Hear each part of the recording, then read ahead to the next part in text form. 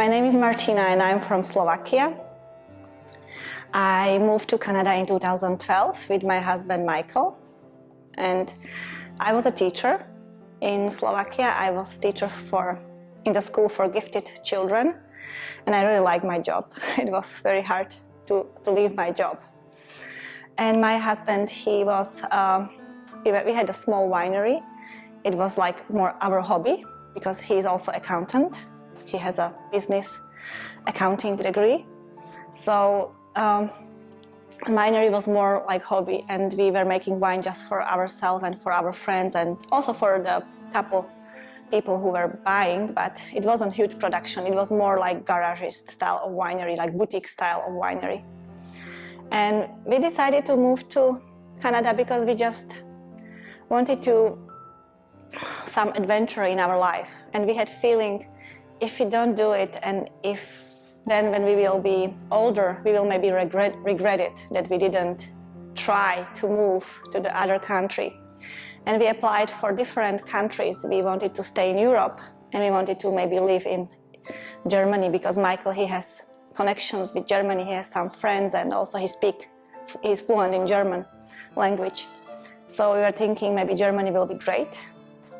But then we also applied for Canada because my friend, she has a son in Toronto, and she was talking about him a lot, and I was thinking, okay, let's try also apply for PR in Canada. And actually it goes so smooth, like it went so smooth without any problem. We get PR like in maybe 2 years, maybe less. It wasn't complicated to get PR for us, as we are also educated and they needed accountant and also teachers. So we get PR, and then we decided, okay, we will move. And our life in Slovakia was actually very good. I cannot complain. Like we have still family there. When we moved to Canada, we didn't know anybody in Canada, especially in South Okanagan. Like we didn't have any friends here, any family. So it was a little bit challenging to move here without knowing the place. We never visited Canada before. We didn't have idea where we are going. And we were thinking, we didn't know actually if we stay in Canada or if we return back. So when we moved to Canada, we didn't have any plans really. We just wanted to try it, and then we will see what will happen. And we can anytime still return to Slovakia because most of everybody from our family lives there. So, and we miss them. And sometimes I'm thinking maybe it will be great to live in both places, like half year in Slovakia, half year in Canada, for example. And I cannot really complain about life in Slovakia. We didn't need to leave Slovakia. We wanted just to try. We wanted adventure. We like with Michael ski. We used to go skiing actually until today, before COVID. We used to go ski to Europe. And the other hobbies, I like sports. I can do lots of different sports. And I also was dancing for many years. It was one of my favorite things to do, to dance. And I miss it because I would like to dance somewhere in studio in Penticton. I would like to take dance classes or something. But I didn't find anything for my age. This is the thing I miss. I miss a little bit like the cultural stuff and more opportunities for doing what I did in Slovakia. We like also opera. We used to go with Michael to theater and to see opera every month. It was like part of our life to go to theater and to museum and galleries. We visited many countries in Europe, and in every country we visited, we were always sure that we visit also galleries, like local galleries and museums and theaters. So we are a big fan of opera. It's what also affected our business, that we try to imply music and opera to our business. I found challenging also when we moved to Canada, and I remember when I see the prices in the grocery store, I had feeling how we are going to survive this, because the prices are different than in Europe, and I had feeling everything is like so expensive here. But comparing with the wages, it's maybe the same as Europe, but I didn't know it. And when I visited the grocery store, I had feeling, okay, we will not survive these prices. And I remember first month, like we started really from point zero. I remember first month, we were really like, we lived our life from the wage to wage, like from the salary to salary. Like we didn't have lots of things at home, we just have the basic things. I remember I, for example, purchased the pepper and salt because I didn't have money to purchase another spices. And I used it for months. And for example, scissors, we didn't have scissors. We didn't have tape when I need to do something. I realized how we came to Canada with 4 luggages, with the clothes and with the other like personal items. But the items you used to use every day, suddenly you miss them, you don't have them. And then we didn't have also lots of money to purchase them because, you know, you are in a new country, you try to save. You don't want to spread all your money. This was challenging, really, to get to the level of the like, not to get to the level, but I didn't have job first month. It was just Michael working. And we brought some money from Europe, but we purchased the car, because without car, you are not able to go to the work. This is actually a big challenge, because in Europe you have all the system, like the traveling system you can use for traveling to work. You can use bus, you can use train. I used train to go to the school when I was a teacher. And it's totally normal, but here you don't have train, you don't have like lots of opportunities to get to the job. You need to have a car. So I remember we were really watching every cent what we are spending for first month. And when I moved to Canada, we didn't have bad life, as I said, in Slovakia. So we were really starting from zero, but I realized to don't have nothing is actually such a freedom. It was such a freedom.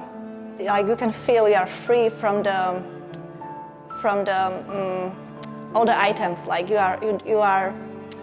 I don't know how to explain it, but it's very good feeling to don't have nothing. And I can explain it really. So I moved to Canada just with my husband Michael, as I mentioned before, and. So we have all our family in Slovakia. I have parents, my mom and my dad. My mom, she's teacher. My dad, he's a chemist. And I have one sister, she's a dental surgeon, or dentist. She is very good in her job and she really likes her job. I'm very proud on her. And I really miss all the opportunities to be with her. She has a son, he's my nephew, and it was very hard when he was born. It was very hard. I thought I will return back to Slovakia because I wanted to be with her and to support her with her son. She has a husband, but still I wanted to be there for her. And then the same happened to me when I was pregnant. I have a son, Henry. I had also feeling how great it will be to be back in Slovakia, and he will have opportunity to be with his family.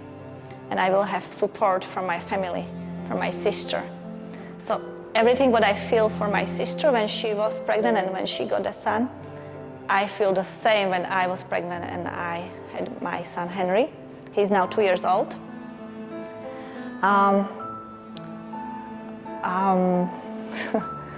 I have also still my grandma in Slovakia, and I hope I will be able to see her next year because she didn't see Henry yet. And she's weaker and weaker, and I have a feeling I should go next year to see her and show her my son Henry. We never had a dream to open our winery. So we opened our winery, Winemaker's Cut. We started to produce wine in 2015, but we opened tasting room this year, 2021, in June. We are located in District Wine Village. And we never had a dream to open the winery when we moved to Canada. It just happened so suddenly. It's actually, what was the main motive, it's actually a sad story because we had a job and we were very happy in this job. We worked for different winery. It wasn't our winery, but we really like the work for the winery in Summerland. And we were maybe in this time, we were still a little bit naive and we trust people. And actually, when I was pregnant, we left the winery, we established and we built for 4 years. And we were on the point, like in the point zero again. The first time it was when we moved to Canada, but the second time it was when we actually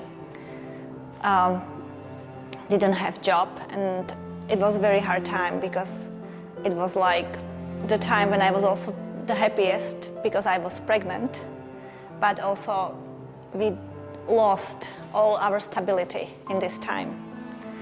And it was the main point why we decided to build our, to establish this winery, to build this, because we were thinking, okay, we trusted people, we put heart to the project, which wasn't actually our own, and now we lost it. Like we lost all our work we did for 4 years, and it learned us. It taught us to maybe be more conscious and maybe not be so naive. And we decided, okay, we should establish our own business where we will be the owners and nobody will take from us our work we did for years. It'll be our own project. It's also why the name is Winemaker's Cut. It's like director's cut in the movie. So when we work for different people, it was working for somebody. But director's cut, it's like Winemaker's Cut. Finally, this is our own cut for our own movie, for our own business. So this is also where name came from. And yes, the winery is doing very well. First year we were a little bit scared how it will go because it's so many wineries in Okanagan Valley. It's like over 250. But I think we are growing every year, so I think it means we are doing well. So we are producing more and more wine every year. And I would say for the future, our dream is to keep going, to be able still to make good wine, which people will appreciate.